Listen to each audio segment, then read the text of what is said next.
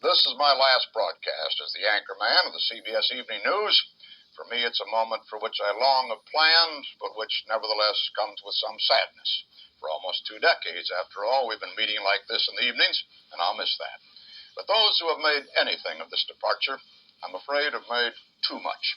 This is but a transition, a passing of the baton. A great broadcaster and gentleman, Doug Edwards, preceded me in this job, and another, Dan Rather, will follow. And anyway, the person who sits here is but the most conspicuous member of a superb team of journalists, writers, reporters, editors, producers, and none of that will change. Furthermore, I'm not even going away. I'll be back from time to time with special news reports, documentaries, and beginning in June, every week with our science program, Universe. Old anchormen, you see, don't fade away. They just keep coming back for more. And that's the way it is. Friday, March 6th, 1981. I'll be away on assignment, and Dan Rather will be sitting in here for the next few years. Good night.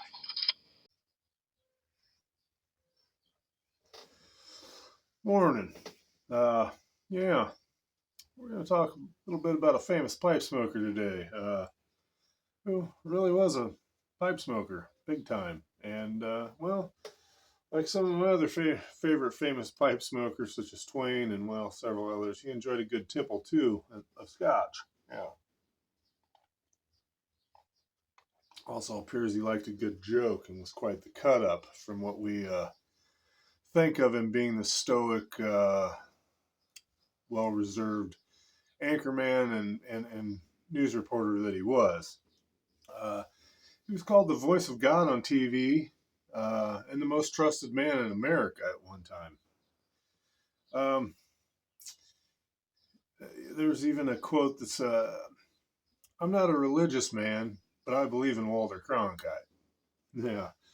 And he usually started his broadcast, Cronkite did, with the simple words, good evening. And he usually ended it with, and that's the way it is. I did this thing on Cronkite not only because he's a famous pipe smoker, but I feel maybe some of you out there who are my age or older can recall the news when it was actually somebody stood and delivered the news, and they let you make your own decisions on parties and violence and such things and what had happened. I don't think we have that integrity anymore on either side or anywhere. And I'm not going to get into politics here because I'm sure we can all agree to disagree. But I think Walter Cronkite and some of those people that did the news back in the day did it properly, and it's kind of sad we've lost that. He started his career as his over 6-decade career as a radio reporter first, a newspaper journalist, and a television broadcaster, of course, as many of us know him more famously as. He's a pretty interesting man, really. He started as a journalist in 1937. He was with CBS from 1950 to 1981. And in 1962 to 1981, he was their lead anchor. And when he retired, he actually received the highest award a U.S. civilian get, the Medal of Freedom from, well, President Jimmy Carter at the time.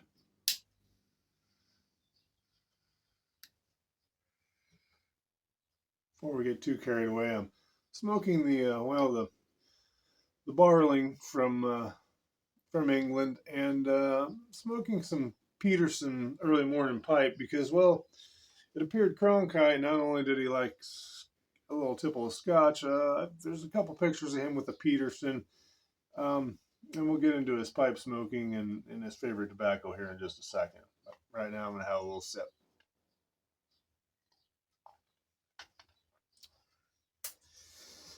So, throughout his long career, he covered a lot of history, folks.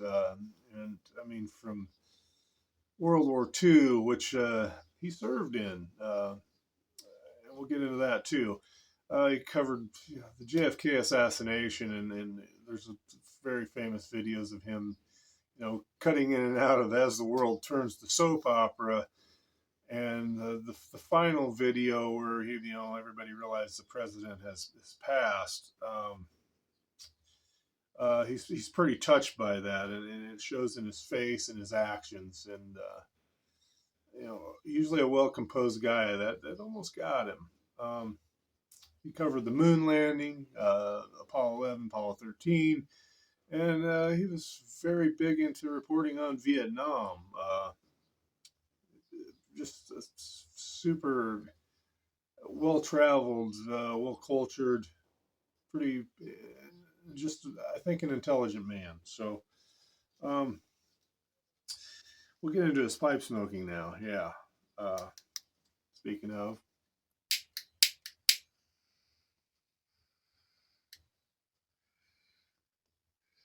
it appears one of his favorite pipe shops was the Wilkie Pipe Shop on Madison Avenue in New York City. And well, it also appears his favorite blend of tobacco was called Mixture 72. Yes, Mixture 72. This smoke isn't dissipating, kind of crazy, isn't it? But I, I did quite a bit of research on Cronkite, and Wilkie 72 seemed to be his all day choice of tobacco. Um, I believe they still sell it appears. If any of you have tried it out there, leave a comment in the comments below, and let's hear your side of Mixture 72. But he really enjoyed it. I found something kind of hilarious too. On Saturday Night Live, Gilda Radner, in a skit back when Saturday Night Live was Saturday Night Live and actually was, funny. Gilda Radner said she had spent the night with Cronkite. She had the tobacco to prove it. And I kind of think this is great because she held up a bag of Mixture 72, or a pouch of Mixture 72, and, everybody knew that was Cronkite's favorite. So, it does say, I think it really tells the tale of what his favorite pipe tobacco was. I also found it interesting that Mickey Hart, the drummer from the Grateful Dead, I'm sure he wasn't smoking pipe tobacco, but him and Cronkite were very good friends, and he was even one of those people that got to call him Uncle Walter, as he was quite well known by.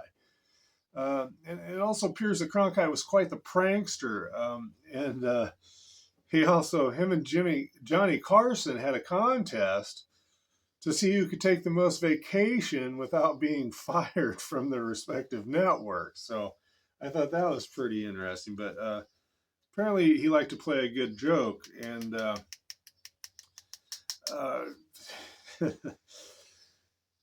Don Hewitt from the creator of 60 Minutes said he was with Cronkite and have another scotch. Don't mind if I do.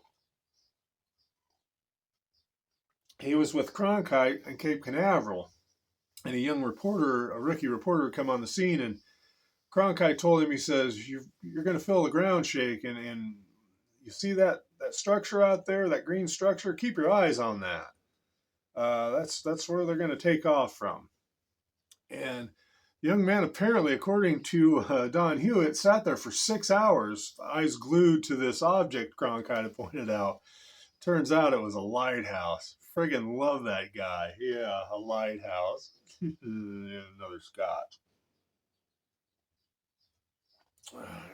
Anyway, he was also known him and his wife Betty had a lot of parties at their East Side Manhattan apartment, and he liked to get a little crazy, do some dancing. He liked to play the piano wearing a crazy hat. And lots of great conversations, it sounds like, happened there. And wouldn't you like to have been a fly on the wall? Because the guest list of some of these parties were pretty interesting.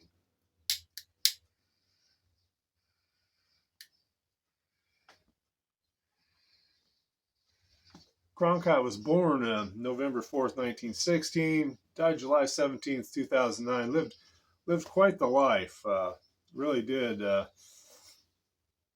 He was on the USS Texas during Operation Torch off the coast of North Africa through the whole operation. And I've watched a documentary. I can't remember a lot of it, but he was in a group called the Riding 69th, and they flew bombing missions over Germany. It's reported Cronkite even fired a machine gun at some German fighters. So he saw some stuff, and if I can't remember what the documentary is called, but if you find something on Walter Cronkite in World War II and the bombing missions, he wrote some pretty. He saw some stuff. He was in the well, let's say, shall we, crap. Um, he also glided into Operation Market Garden with the 101st Airborne Division. And then he covered the Battle of the Bulge, sorry, and the Nuremberg trials after the war. And I found a picture of him, which I was at the front of this. Um, Excuse me, I'm going to be putting it at the back. I haven't edited the video yet. Yeah, and I don't like to cut in the middle if I don't have to. Hence, that's why we have a lot of awkward moments like this. And that's why we have scotch. But anyway, um, yeah, you glided in with the 101st. I don't want to ride in a glider. I don't want to ride in a plane and they have engines. Gliders don't have engines. I'm not riding in one. Anyway, um, he was a licensed ham radio reporter, but he only kept his license at the entry level throughout however, I think 40 years he was a ham operator. And that's really strange to me, being the journalist and the anchor that he was. You think he would have upped it, but apparently helped during 9/11, helped keep radioed messages back and forth between New York, Pennsylvania, and other places, along with other ham operators of that day. That's pretty interesting. He also raced. He was an avid sports car racer fan, and he raced in the 24 Hours of Sebring in 1959. So that's pretty cool, man. Yeah, and I've seen some videos of him on his schooner, his little yacht, sailing vessel, what you might call it. I'm not really a seafaring guy. Wish I was a damn pirate though, but that's not about this video. Anyway, he looked like he handled the ship pretty well, or the wheel of a vessel pretty well. So, and he the amount of things the man did is pretty amazing, and we could spend a long time on Walter Cronkite. And in April 1962, he took over the CBS Evening News, but it wasn't the CBS Evening News when he first started anchoring at CBS. It was called the Evening News with Walter Cronkite. And September 2nd, 1963, they switched it over to the CBS Evening News with Walter Cronkite, and they also went from 15-minute segment of the news to what we know now as a 30-minute segment of news. So he was the first guy to do that. Yeah, and I also thought it was pretty interesting too. We talked about Kennedy earlier in the assassination and him getting choked up, and he told everyone that the president had passed away, but this wasn't the official word. So he had integrity in wanting to give you the best and most honest news he could. And there's a lot of people out there, news broadcasters, that should be listening to this and reminded that you're out there to report the news, not make your own. So, yeah. Anyway, he pretty much covered it all. And March 6, 1981, it was his final, as you've seen earlier, his final goodbye, and I thought he did it well. There was no tears shed, anything like that. He did it in a manly way, assuming just like he smoked his pipe. There was a manliness about him, a cleverness, stoicism, and we could all relate to him. And I remember watching him when I was younger. Yeah, when Walter came, we had supper, and then Walter came on, and yeah, the dishes didn't get done until that was over. Unless it was Thursday night and the Waltons came on, and then dishes didn't get done until the next morning. And this was when I was staying with my grandparents for quite some time. My grandma and grandpa, they watched Walter, and like I said, Thursday night, grandma watched the Waltons, and she didn't have to wash and I didn't have to dry that night because, well, the Waltons were on, for God's sakes. Yeah. Anyway, after he retired, he still did a lot more in the media and documentaries and lend his voice to a lot of creations. And in 1999, he also did a video on the integrity in media. And once again, integrity in media, I don't think we have any anymore. At least not on the Walter Cronkite level. And we don't have a lot of pipe smokers anymore due to, well, how do you say it? Not ostracized, but just in general, pushed out, thing of the past. But you know what? To all the YTPCers out there and everyone, we might be things of the past, but at least we have Walter Cronkite.